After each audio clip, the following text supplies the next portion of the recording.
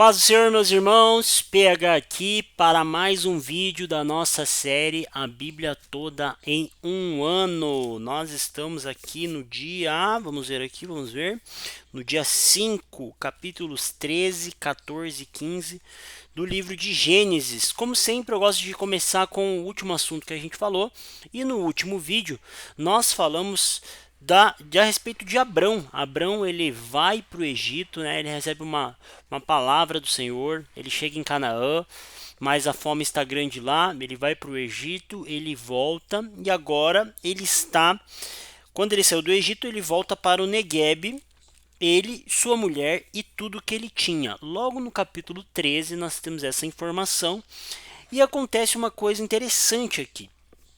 Abrão está com seu sobrinho Ló. Lembra do sobrinho Ló de Abraão, filho de Arã, né? Tera, né? Ou Terá, né? Vamos falar Tera, né?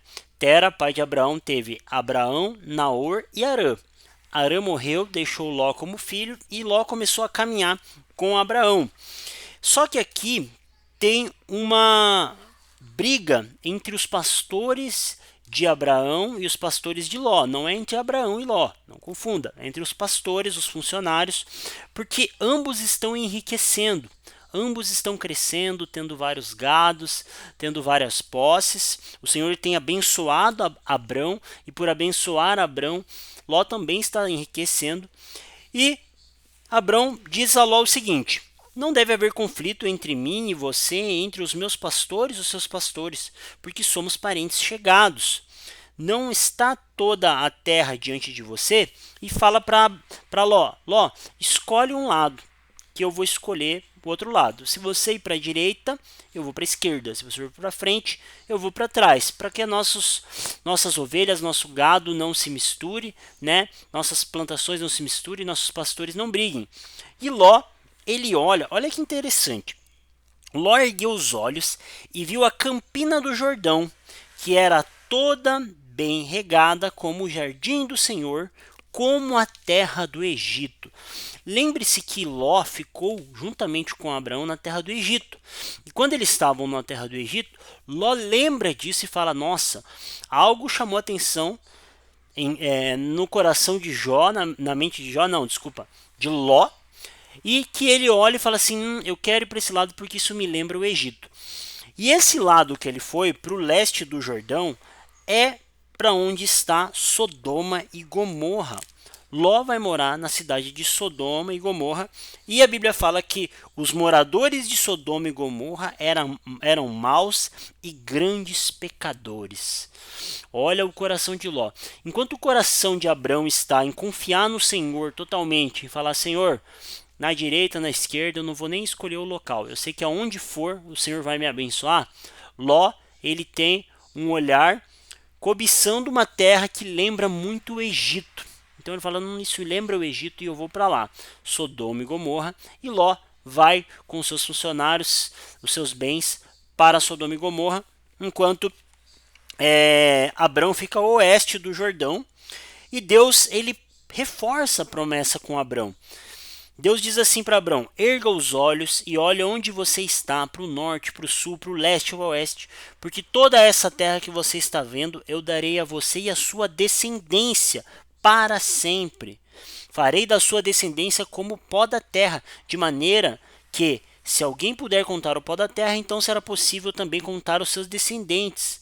Então, Abrão fica no lado aonde está Canaã. E ele olha para toda aquela Canaã, Deus manda ele olhar, ele olha e Deus fala assim: ó, toda essa terra, aonde você está olhando, onde o teu olhar pegar, será sua, será dos seus descendentes.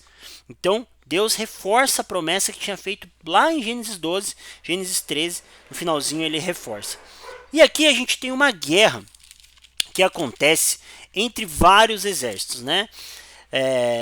Se você leu aí na contagem, você vê que são 5 contra 4, né? Existe um rei chamado Kedorlaomer e ele faz uma junção de vários reis e eles entram em guerra contra quem?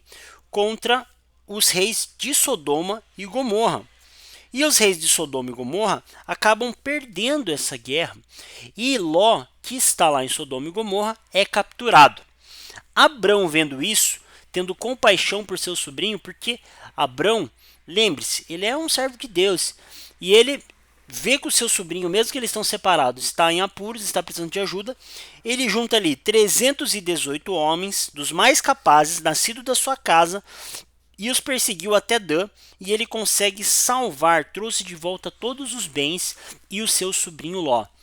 Tem uma palavra importante aqui nessa parte que nós estamos estudando, que é o versículo 13 do capítulo 14, que diz assim: porém um homem que conseguiu escapar veio e contou tudo a Abrão, o hebreu.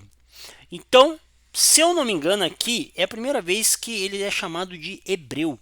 E por que vem esse apelido hebreu? Hebreu significa além do rio, aquele que cruzou o rio.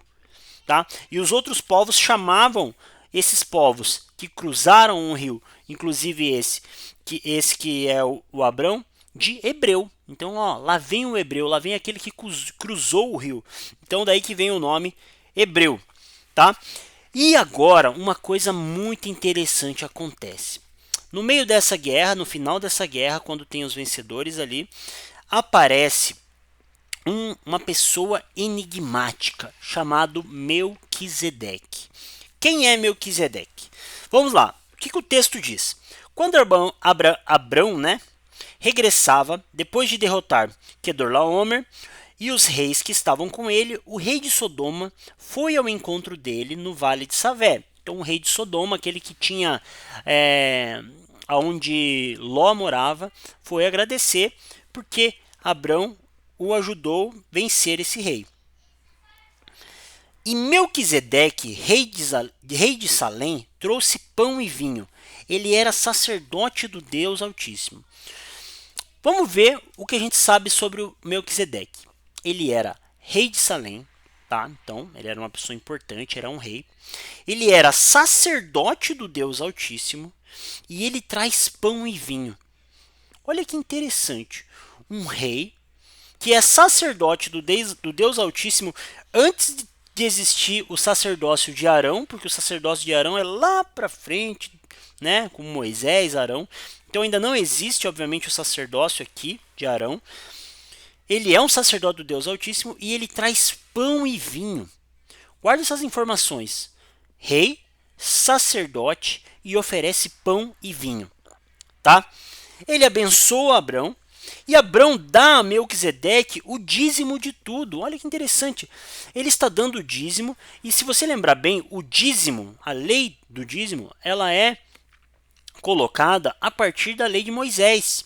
Mas aqui, muito antes da lei de Moisés, Abrão já estava dando o dízimo de tudo que recebia, de tudo que recebeu dos despojos ali, para esse ser enigmático chamado Melquisedeque, que era rei, sacerdote e trouxe pão e vinho.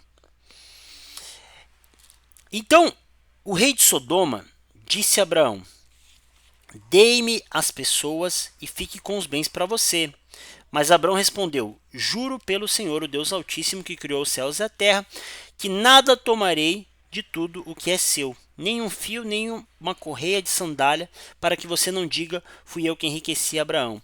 Nada quero para mim, a não ser que os rapazes que comerem a parte da toca de Arner, Escol e Manré, e os homens que foram comigo, que esses fiquem com a parte deles. Então, Abrão, ele dá o dízimo, e ele, mesmo antes de existir a lei do dízimo. Então, essa pessoa Melquisedeque, essa pessoa enigmática, ela aponta para uma pessoa que viria muitos anos antes, tá?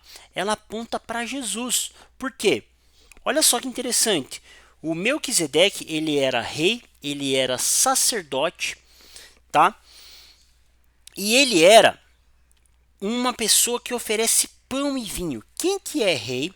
Quem que é sacerdote? E quem em certo momento fala do pão e do vinho? Então você vê algumas figuras que no desenvolver da Bíblia de toda a escritura, a gente chama de revelação progressiva, à medida que a revelação vai progredindo, vai apontando para Jesus. Toda a Bíblia aponta para Jesus. Gênesis 3, lá no comecinho, 3,15, já fala do descendente da mulher que esmagaria a cabeça da serpente, apontando para Jesus.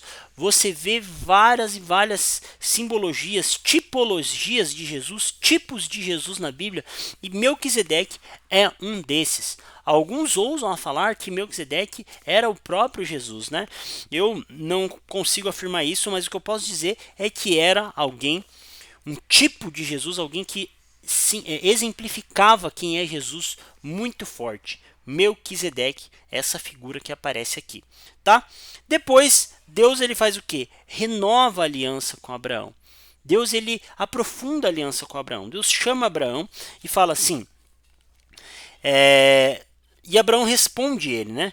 Senhor Deus, o que me darás se continuo sem filho? O herdeiro da minha casa é o Damasceno Eliezer. Então, olha só, Deus prometeu uma grande nação, mas Abraão não tem filhos. Como é que ele vai ter uma grande nação se ele não tem um descendente sequer? E ele fala assim, será Eliezer, que era o seu servo, né, o chefe dos seus servos? E Deus fala para ele o seguinte, esse não será o seu herdeiro, pelo contrário, é aquele que será gerado por você. Então vai ser um filho legítimo. E Abraão creu no Senhor e isso lhe foi atribuído justiça. Outro ponto muito interessante aqui. Abrão, né? Eu tô falando Abraão, tô dando um spoiler do que vai acontecer já já. Mas Abrão foi reconhecido como justo, foi-lhe amputado justiça, foi-lhe atribuído justiça, não foi pelo que ele fez, mas foi pela sua fé. Algumas pessoas pensam que no Antigo Testamento a salvação era por cumprir a lei, mas tanto no Antigo quanto no Novo, sempre a salvação é pela fé. Abrão creu no Senhor e isso lhe foi atribuído justiça, ele foi considerado justo, porque ele creu, tá? Muito importante pensar nisso. E aí tem uma prova do Senhor. O Senhor fala para ele trazer uma novilha, uma cabra, um cordeiro. Ele corta esses animais. E o Senhor, antes de mandar fogo para fazer um sacrifício, o que Deus faz? Deus lhe conta o futuro. Então Deus fala para ele que a partir da quarta geração, fala que eles iam sofrer uma fome de 400 anos, que eles iam sofrer, mas a partir da quarta geração, eles seriam libertos e voltariam para aquela terra. Quarta geração, Abraão primeira, Isaac segunda, Jacó terceira, os filhos de Jacó a quarta geração. E é com os filhos de Jacó que eles voltam para a terra prometida. Estou dando mais um spoiler aqui, né? Estou adiantando algumas coisas, mas para você entender que essa profecia, né, isso que o Senhor fala, não é nenhuma profecia, porque é o próprio Deus falando, essa revelação de Deus para ele acaba acontecendo, obviamente. E aí vem um fogareiro fumegante, uma tocha de fogo passaram aqueles pedaços de animais e consumiu. Naquele mesmo dia o Senhor fez uma aliança com Abrão dizendo, da sua descendência dei essa terra, desde o rio Egito até o rio do Egito até o rio Eufrates, a terra que os queneus, os quenezeus, os cadmoneus, dos heteus, dos ferezeus, dos refaíns, dos amorreus, dos cananeus, dos gigazeus e dos jebuseus. Por que é importante saber todos esses nomes estranhos aqui? Porque esses nomes vão acabar sendo inimigos de Israel, vão acabar sendo habitantes de Canaã, e quando eles tiver que tomar a posse de Canaã, eles vão ter que destruir esses povos falados aqui. Então, Deus já está falando para Abraão, fala assim, olha, a sua descendência lá na frente vai ter trabalho para tirar esses povos, mas essa terra é de vocês. Tá bom, meus irmãos? Então, por aqui é o que fica. Então, passagens interessantes, como Abrão salvando Ló, né? Ló se separando, Ló olhando para Sodoma e Gomorra, indo para aquela cidade. A presença de Melquisedeque, que é um rei e sacerdote importante do Deus Altíssimo, alguém que é uma tipologia de Cristo ali no Antigo Testamento, e a promessa renovada para Abrão. Agora, será que Abrão vai continuar fiel e acreditando nessa promessa, mesmo não tendo nenhum filho? Será que Abrão vai acreditar mesmo que todas as nações da terra serão alcançadas por causa dele, mesmo ele estando velhinho e ainda não tendo nenhum filho. É isso que a gente vai saber nos próximos vídeos e nas próximas leituras da palavra de Deus. Lembre-se, este aqui é a maior história de todas. Como eu falei no primeiro vídeo, aqui está a história das histórias, a história que gera todas as histórias, a história da redenção, de como um Deus alcançou o seu povo, redimiu o seu povo, está preparando uma terra e um reino para que possa habitar conosco para sempre. Tá bom, meus irmãos? Deus abençoe e até a próxima. Valeu!